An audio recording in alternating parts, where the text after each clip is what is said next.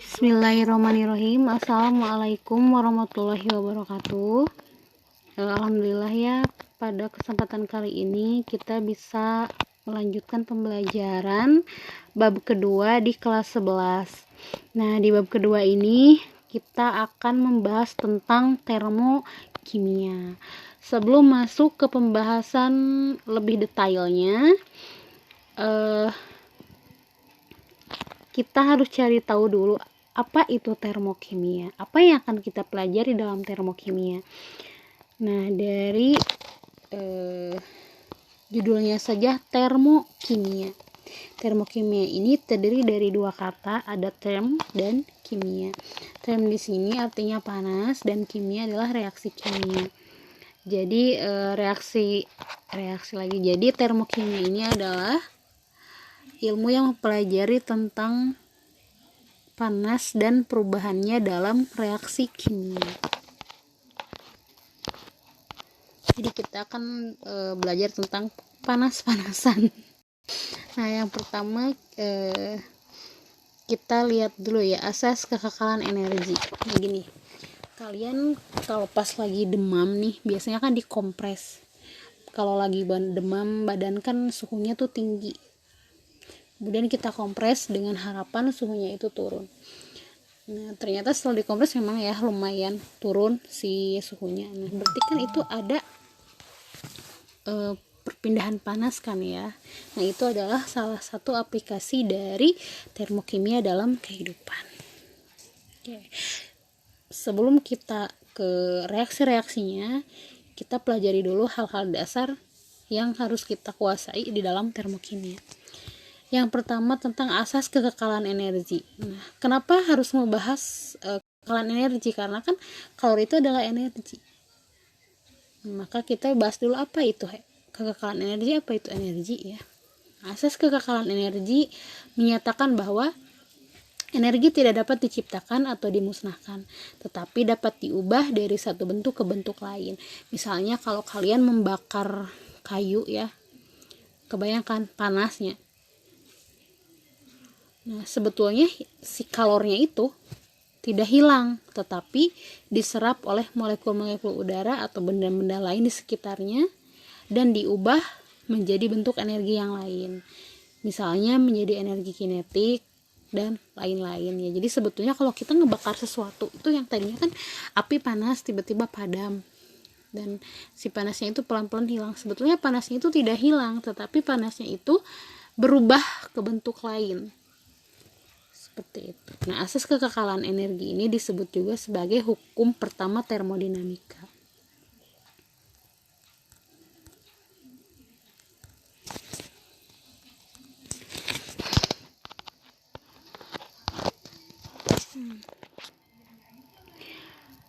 Di dalam termokimia ini dikenal dua hal, yaitu sistem dan lingkungan. Nah, apa itu sistem? Nah, sistem adalah reaksi atau proses yang sedang menjadi pusat perhatian. Kalau lingkungan adalah segala sesuatu di luar sistem. Contohnya itu ibu punya minuman di dalam botol. Si sistemnya itu di dalam botolnya ya, minuman yang ada di dalam botol cairannya.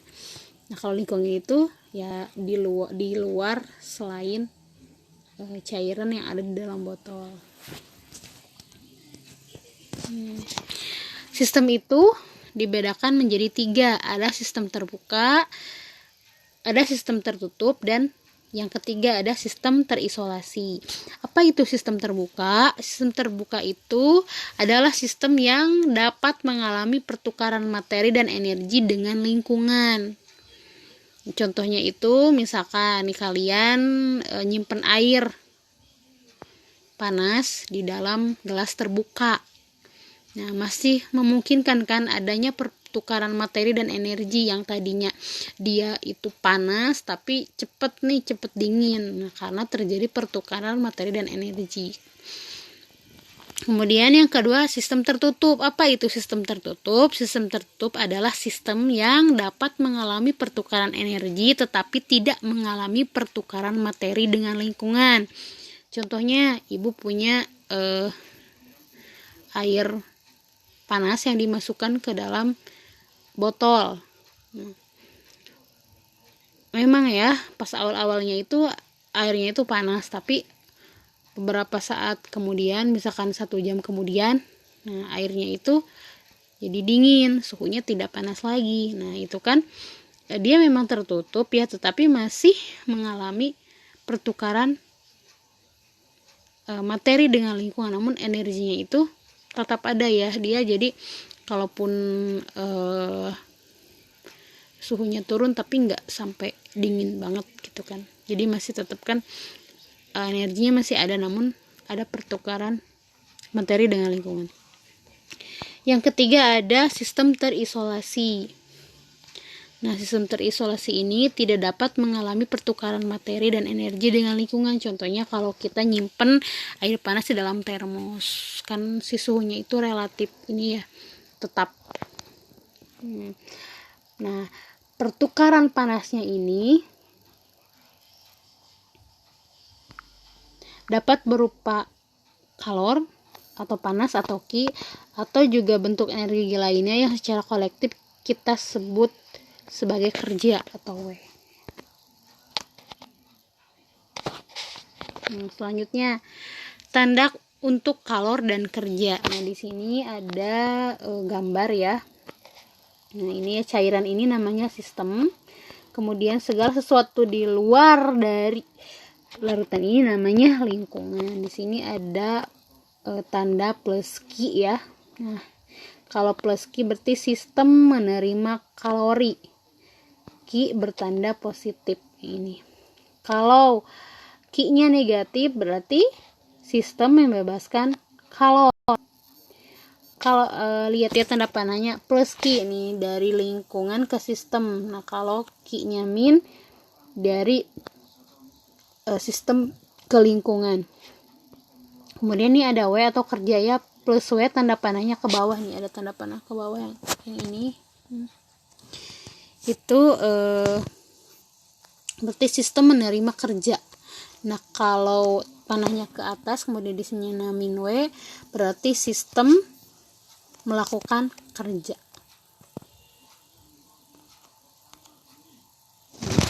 Kemudian bahasan selanjutnya ada energi dalam. Apa itu energi dalam? Energi dalam itu dilambangkan E ya. Energi dalam adalah jumlah energi yang dimiliki oleh suatu zat atau sistem.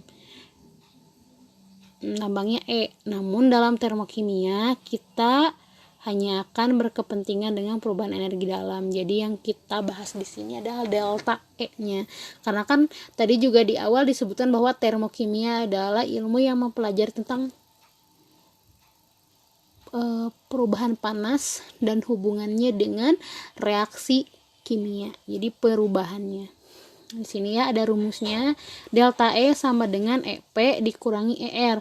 Delta E adalah perubahan energi dalam, sedangkan EP adalah energi dalam produk, ER adalah energi dalam reaksi. Selanjutnya ada kalor reaksi. Nah, di dalam termokimia ini kita akan lebih banyak membahas tentang delta E dan delta H.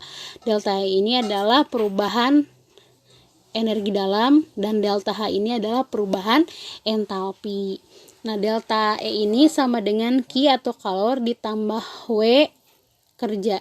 Jika reaksi berlangsung dalam sistem tertutup dengan volume tetap, berarti delta E sama dengan 0. Berarti sistem tidak melakukan kerja. W-nya juga sama dengan 0, sehingga delta E sama dengan Qi V. Jika reaksi berlangsung dalam sistem terbuka dengan tekanan tetap, berarti delta E sama dengan Qi P ditambah W, atau Qi sama dengan delta E dikurangi W. Kalau reaksi yang berlangsung pada tekanan tetap dikaitkan dengan sifat lain dari sistem, yaitu entalpi atau H. Nah, entalpi juga menyatakan sejumlah energi yang dimiliki sistem. nilai absolut entalpi tidak dapat diukur, tetapi perubahan entalpinya dapat kita tentukan. Gini ya, ketika reaksi pada tekanan tetap, Q reaksi sama dengan delta H, reaksi pada volume tetap sama dengan Q reaksi sama dengan delta E. Lanjut ya. Lalu di dalam sistem dan lingkungan ini kan terjadi pertukaran kalor, sehingga dikenal dua istilah reaksi, yaitu reaksi eksoterm dan reaksi endoterm. Nah, lihat ya. Apa itu reaksi eksoterm? Ekso itu berarti keluar, term itu panas, berarti si panasnya keluar. Berarti reaksi eksoterm itu adalah reaksi perpindahan kalor dari sistem ke lingkungan. Lalu endoterm apa? Endoterm kebalikan dari eksoterm, berarti kalor mengalir dari lingkungan ke sistem.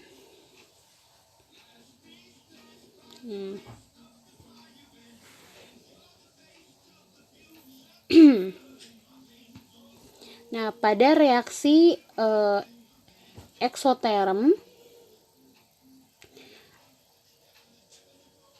si sistem itu dia mengeluarkan kalor ke lingkungan ya. Bisa dilihat di sini ya.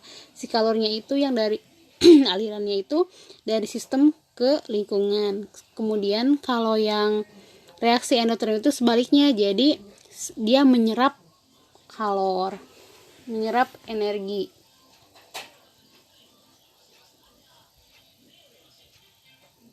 Sehingga reaksinya itu bertanda positif untuk yang endoterm. Kalau yang endoterm itu, kalau yang untuk yang eksoterm itu, karena dia mengeluarkan panas, sehingga nilainya itu negatif. Kalau ini salah ya, ini tuh kebalik, harusnya di sini tuh eksoterm di sana, endoterm. Bentar ya, sama ibu di ini dulu dibenerin. Ini ya, ini tuh ketukar. Ini tuh eksoterm, ini tuh endo tuh pokoknya positif, ekso negatif aja. Ini ketukar slide di sininya.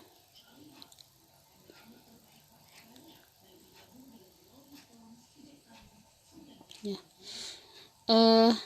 Kita lanjut ke slide berikutnya.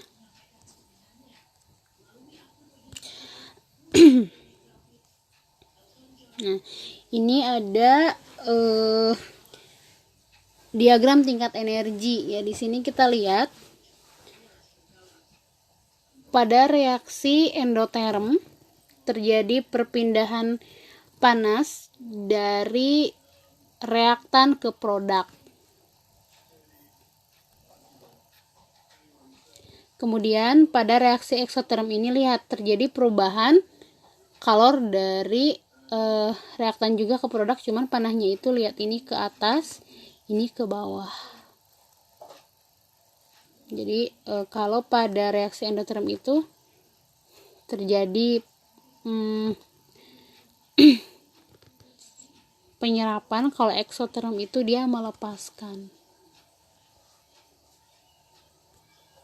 Nah, selanjutnya ada persamaan dari reaksi termokimia. Apakah persamaan pada reaksi termokimia ini sama ataukah berbeda dengan reaksi kimia pada umumnya? Sebetulnya mah sama ya, namun ada sedikit perbedaan. Perbedaannya apa? Kalau di dalam reaksi kimia biasa itu tidak harus mencantumkan nilai perubahan entalpinya, tapi kalau dalam reaksi termokimia ini harus selalu disertakan nilai perubahan entalpinya atau delta H-nya. Nah, kita punya reaksi ini ya. Contohnya, pada pembentukan 1 mol air dari gas hidrogen dengan gas oksigen dibebaskan kalor sebesar 286 kJ. Nah, di sini reaksinya seperti ini ya. Ditulis H2O plus setengah O2 menghasilkan H2O liquid delta H sama dengan min 286 kJ. Bagaimana cara membaca reaksi ini? Membacanya seperti ini. Pembakaran 1 mol H2 dengan setengah gas oksigen menghasilkan 1 mol gas H2O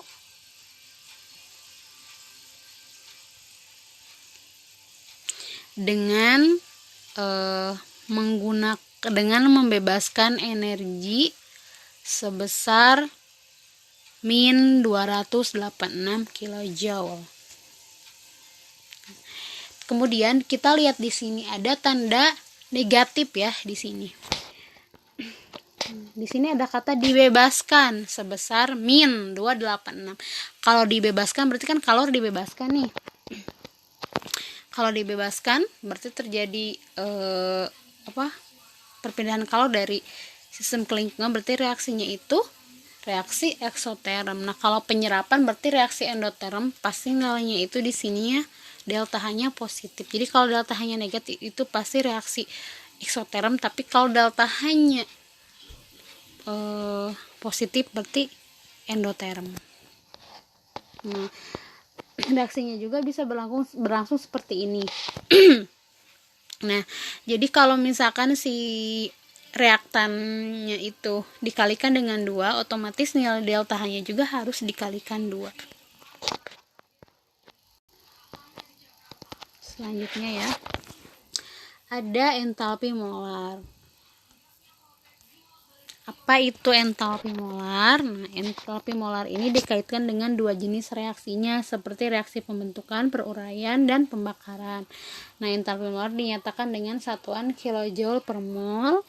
Perubahan entalpi reaksi yang ditentukan pada kondisi standar dinyatakan sebagai perubahan entalpi standar. Entalpi molar satuannya kilojoule per mol.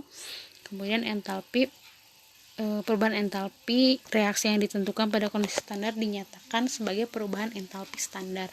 Nah, perubahan entalpi itu ada apa saja? Nah, entalpi pembentukan standar itu yang pertama adalah entalpi pembentukan standar atau delta HF0. F-nya itu adalah dari kata formation. Nah, perubahan entalpi pada pembentukan 1 mol zat langsung dari unsur-unsurnya pada keadaan standar, suhu dan tekanan tetap ya. Berarti kalau suhu standar itu ya suhu normal lah, 298 Kelvin dan tekanannya 1 atmosfer. Kemudian yang kedua ada entalpi peruraian standar atau delta H D0. D-nya itu dari kata dissociation. Nah, reaksi peruraian merupakan kebalikan dari reaksi pembentukan. Nilai entalpi peruraian sama dengan entalpi pembentukannya, tetapi tandanya berlawanan. Jadi kalau si delta HF-nya itu minus, delta HD-nya berarti positif. Dan kalau misalkan si entalpi delta H untuk F-nya misalkan positif, berarti delta HD-nya negatif. Yang ketiga ada entalpi pembakaran standar atau delta H C0. C-nya itu dari kata combustion. Perubahan entalpi pada pembakaran sempurna 1 mol suatu zat yang diukur pada suhu dan tekanan yang normal ya, atau suhu ruang. Nah, di yang ketiga keempat itu ada penentuan entalpi reaksi. Tapi untuk penentuan entalpi reaksi ini kan hitungan, jadi akan kita bahas pekan depan ya. Pekan depan itu kita akan bahas tentang perhitungan dalam termokimia dan juga tentang hukum Hess. Untuk pertemuan kali ini cukup sampai jenis-jenis entalpi ya. Nah, untuk perhitungan minggu depan aja. Terima kasih. Nah, untuk lebih jelasnya kalian boleh baca atau menyimak dari sumber lain.